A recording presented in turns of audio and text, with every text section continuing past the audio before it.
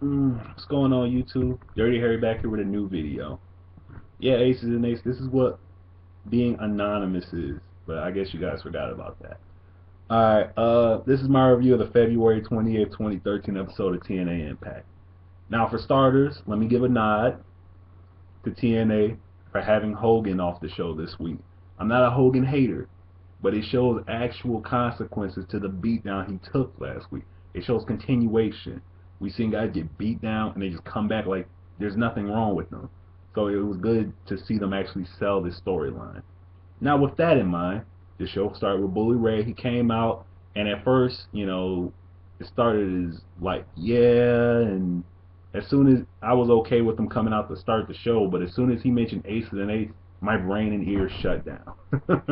It really did. But then Jeff Hardy came out and things got interesting. Hardy was good on the mic this week.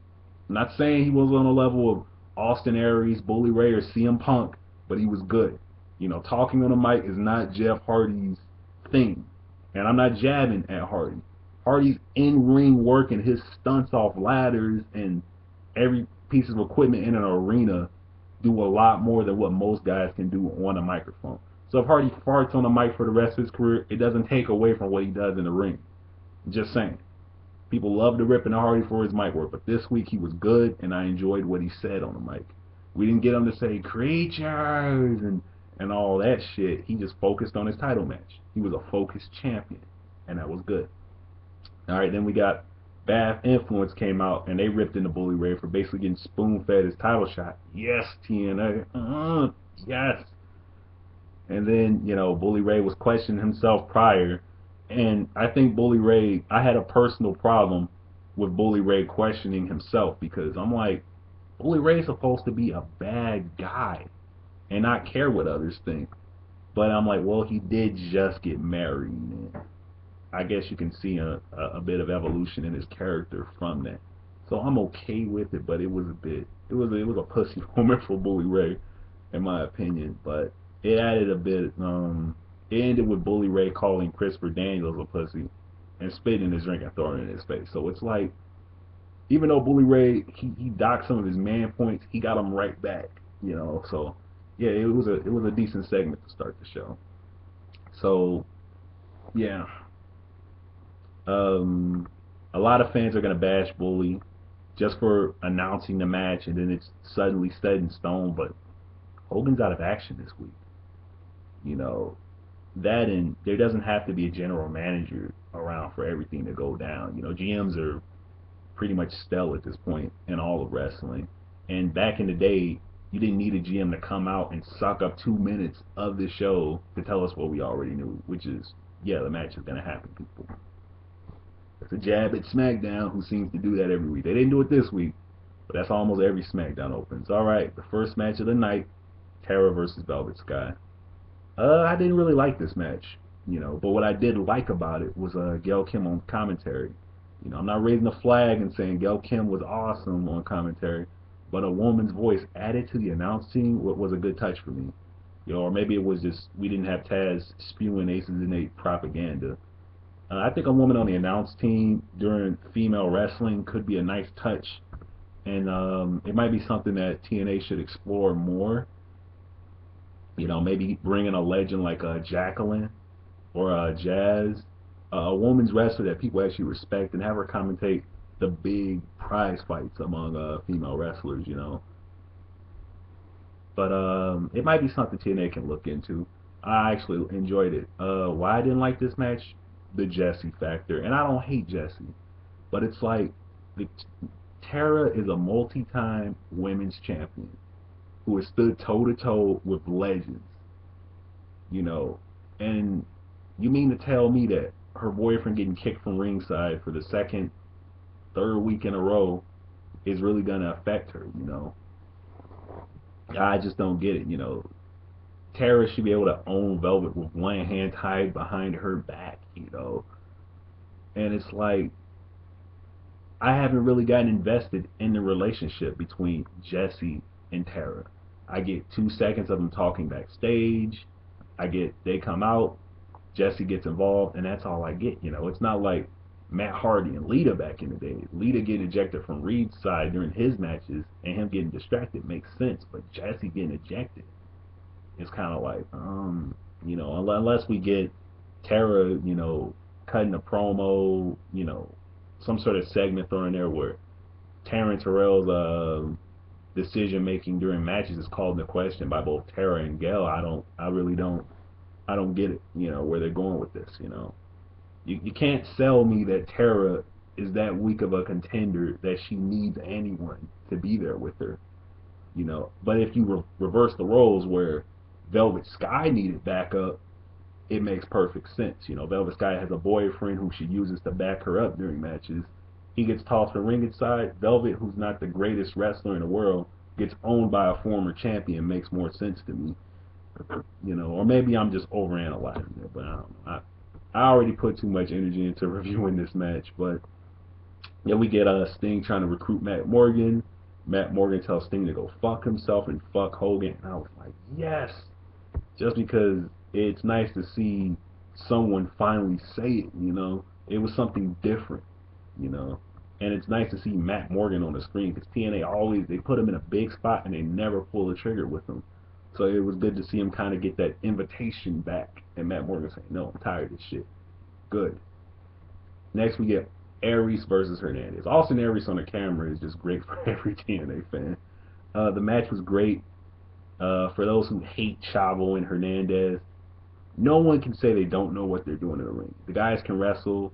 It's just a head-scratching situation that no one can really figure out at this point. You complain TNA needs more tag teams. They need to build more depth in their roster, and then when they bring out a new tag team that's gonna be together for a while, you guys crap on it, and it's like, well, they did a good thing by putting Bad Influence into this triple threat situation. It's good. Everyone's happy. Wet Dream Team fans are happy. Bad Influence fans are happy. TNA covered every base with this move. It was the perfect move for their tag team division right now. It helps them build the tag team division as a whole. Instead of looking at 1 month, they're looking at a few months, Because Rude and Aries are a ticking time bomb. You can't expect Christopher Daniels to tag with Kazarian for the rest of his career. But Chavo, that's where he lives, is in tag teams. And Hernandez gets to build his rep. And they're going to be together for a while. Deal with it, you fucking haters. Build more depth for the future. The main thing we tend to get TNA and all wrestling companies shit about. Next, we get Kenny King versus RVD. Now, let me start and say it was great to see the backstage segment beforehand. RVD says what we've been scared to say, and it was funny to see RVD making a hash pipe out of an apple. I don't know if everyone caught that, but that shit was hilarious. TNA pulled the trigger. They gave Kenny King the championship. Doesn't hurt anyone. RVD's beat him so many times, so it doesn't hurt him to lose this match. Van Dam was in rare form for this match. It was good, but the finish I'm not even going to go into. You already know what I'm going to say if you watch the match. But other than that, I enjoyed it for the most part, seeing Kenny King finally get. Now, we got another what the fuck moment of the show. This was a big fart on the show. They shovel more dirt on Aces and Eights after spending the opening segment promoting them and trying to make them look tough. They come out, we get Team TNA announced, the Dream Team, and we get Aces and Eights, their squad announced, which is not shocking at all, and then they get attacked from behind by Eric Young. Yes, Eric Young, people. Eric Young. Now, if it had been AJ Styles who got in the ring with Aces and Eights by himself and attacked them, I would say okay. Or even if it was Joseph Park, it would make sense, because we all know who Joseph Park really is. But Eric Young? Devon, what did you do to TNA management to get buried this badly? What did he do? Why could the two teams fight to a stalemate? You basically got us going into lockdown. Ace and Ace supposed to be this big stable, and every time they get chased out the ring by Eric Young. Eric Young is the catalyst for them being chased out of the ring. Don't come out to the ring no more, Aces and Eights. Dude, do your announcements backstage, man. That's where you guys live. Why do you keep coming out to the ring? Ring and Aces and Eights not good. Backstage, Aces and Eights is good. Because backstage is where it was whooping people's asses months ago. Fail. Your big weapon against the Aces and Eights Sting is Eric Young? That is an epic fail. The shock value wore off after Eric Young threw that first punch. Fail. Alright, now we get a high point of the show. Gut check. This week's gut check was great. I like the behind the scenes look at both women. It really helped me connect with both of them. Personally, I connected more with Ivelisse Velez, but that's for my own personal reasons. But Lady Tappa had me into her as well with her interview. The big difference between them and the knockouts now is they looked hungry. They looked hungry. That's something I don't see for most knockouts. They looked hungry. The match was good. There's pluses and minuses to the match. I like the story both told with the size advantage. You know, you look at them both, you're like, damn, that's a big, you know, kind of like that. Not in a negative way, but yeah, she's a lot bigger.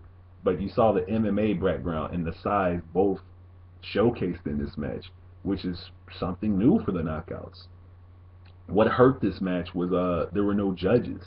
You know, we didn't get no judges in a room backstage watching the match, writing notes down. We didn't get, you know, no judges at ringside. You know, it didn't feel like gut check. You know, if they didn't do the interview segment beforehand, it would not have felt like a gut check match.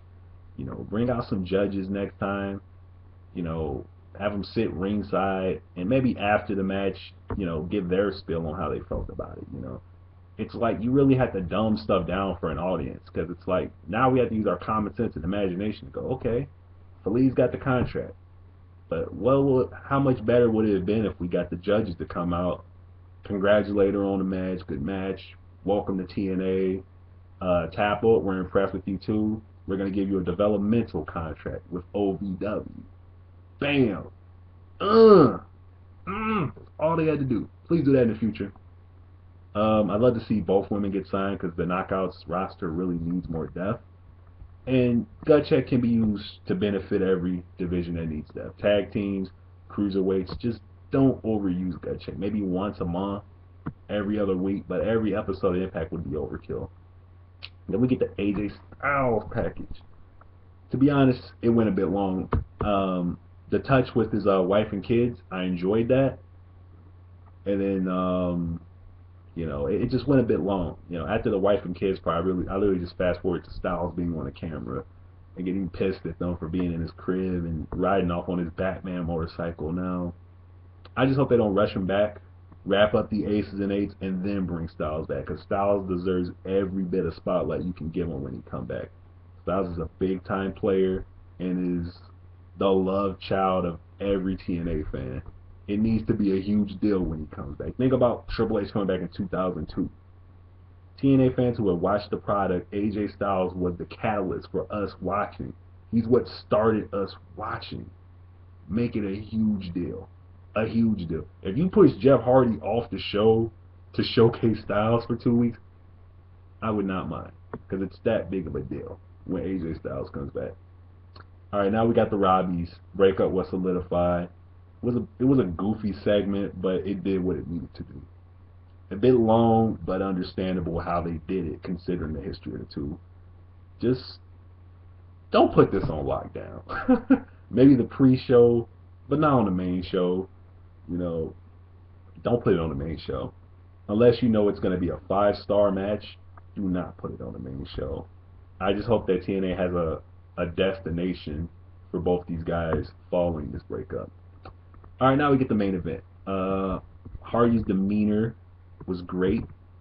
Goddamn, I'm going to do this in a 2-part video. Fuck. Yeah. Alright, yeah, I gotta cut it. You know, video's a bit long. I'm gonna review the main event and go over the plus and minuses in part 2 of this review. Shit. Part 2 coming up soon.